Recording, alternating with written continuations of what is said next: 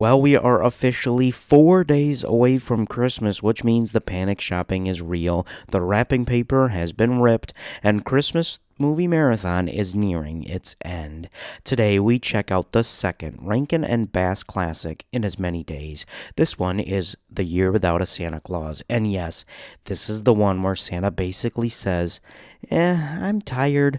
Let me see how the world does without me. Right off the bat, this movie has vibes. It's peak Rankin and Bass, stop motion characters, slightly unsettling facial expressions, and songs that will live rent free in your head for the rest of December.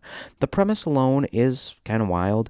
Santa catches a cold and immediately decides, by the way, with the help of an extremely mean doctor, he says, you know what? Let's cancel Christmas. I'm not going to recover in time. The soup and Dayquil won't help me. Let's cancel it and head straight into an existential crisis.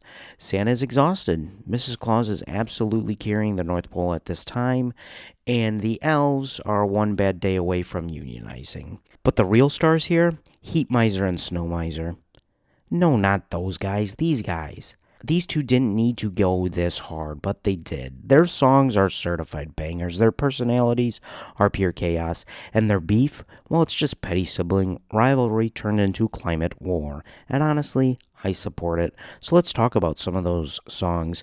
The movie has some of the most iconic Christmas songs of all time.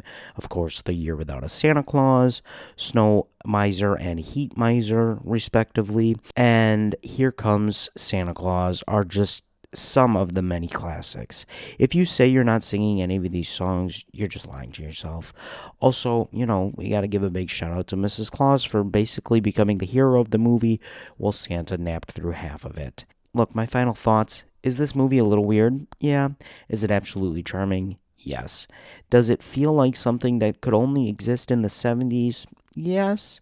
Now, there's a little known fact here, but there is a live action adaptation from 2006 that is John Goodman as Santa Claus. And although we don't have time to watch it this December, I hope we will do this a series again next year and we can check that one out. But as for this one, it's exactly why it works. It's cozy, it's nostalgic, it's slightly unhinged, and somehow still manages to deliver a solid Christmas message.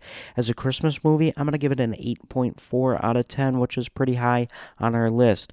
It's a seasonal essential, especially if you love classic Christmas animation, unforgettable songs, and holiday chaos. And up next, as a reminder, we are only 4 days away from Christmas.